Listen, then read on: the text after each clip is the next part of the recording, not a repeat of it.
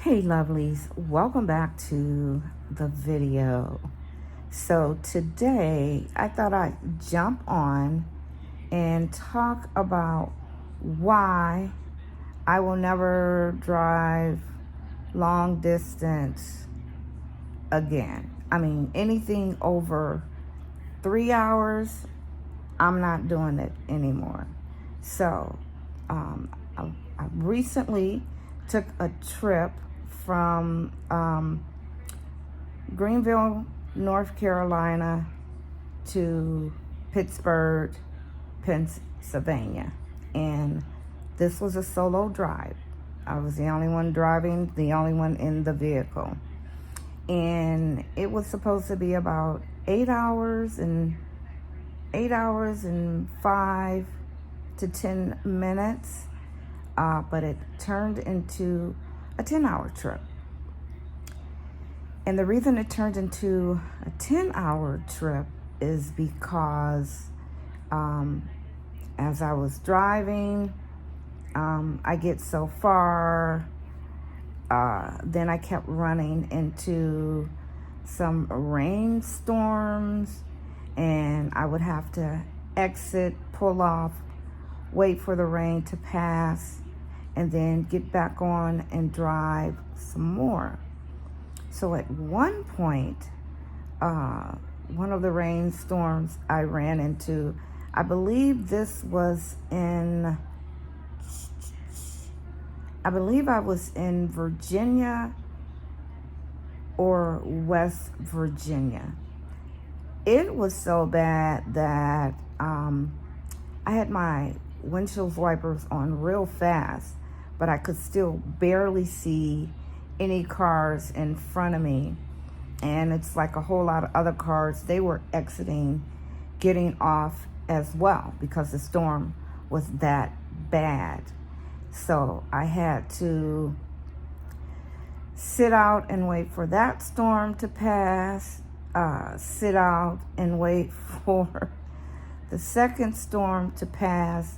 So all this time that I would sit out, I would have to sit out for 15 to 20 minutes for the sky to look clear enough to get back out and drive. Also, my hands get very tired and start to hurt for holding the steering wheel. My right knee starts to hurt because that's the leg that I use to hit the gas, hit the brake, hit the gas, hit the brake. So I've only took this trip once, and that's when I originally moved to North Carolina. So, I mean, I did that like a champ. So this time coming up to Pittsburgh from North Carolina, worst experience ever. Even when I got to West Virginia, they have this one road that's like 38 miles long, and it's nothing but winding roads, up and down hills, up and down hills, up, down, down, down, winding roads. And that was for 38 miles straight. And there was nowhere to get off. Even if you wanted to get off and rest, or let's say you break down, there was nowhere to get off. This was a continuous road for 38 miles. I call it Dead Man's Curve, because if anybody's driving that and they get hurt, then they're just going to be laying on the side of the road for help to come, which is going to take a long time to get there. So that's another reason. And like I say, I've never drove from North Carolina to Pittsburgh, so I wasn't aware of this road. So that was that road. So get there, vacation went great. So I'm really happy about that. So now coming back, it was smooth sailing. Then I run into heavy traffic where I'm literally coasting let's say 5 to 6 miles per hour for 45 minutes. I kid you not, 45 minutes. Somewhere on I-95 South, there was a really bad accident.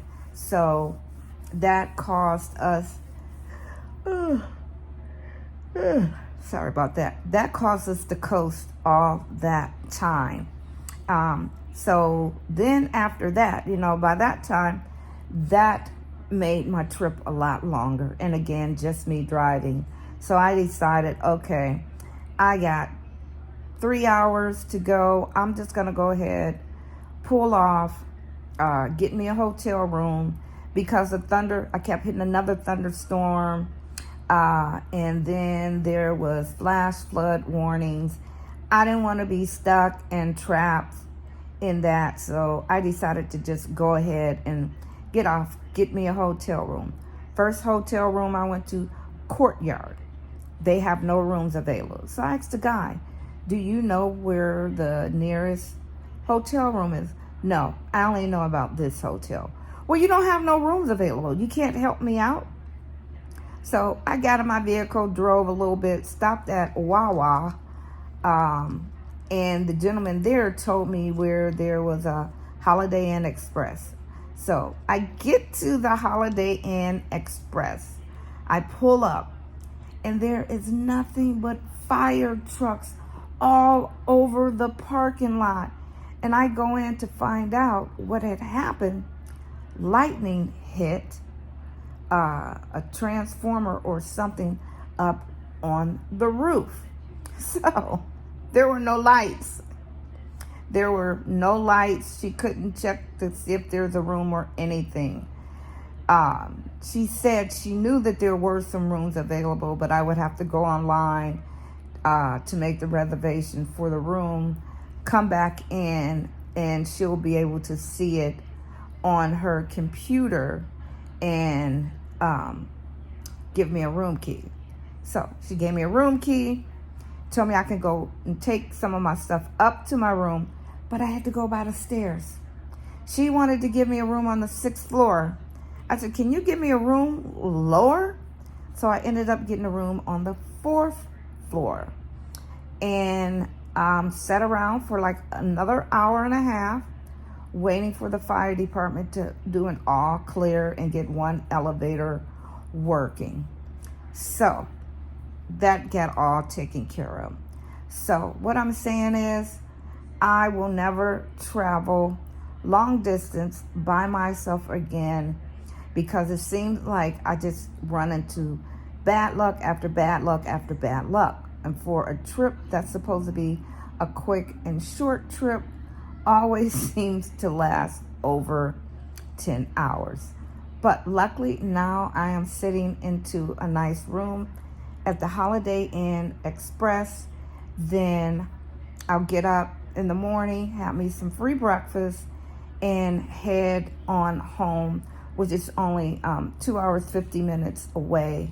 So I'll eat that up in no time. But I just wanted to hop on and share my story with you guys of why I will never, never, ever drive anywhere that's more than 2 to 3 hours by myself again, or even with somebody. Not doing it. Smooches. Bye, guys.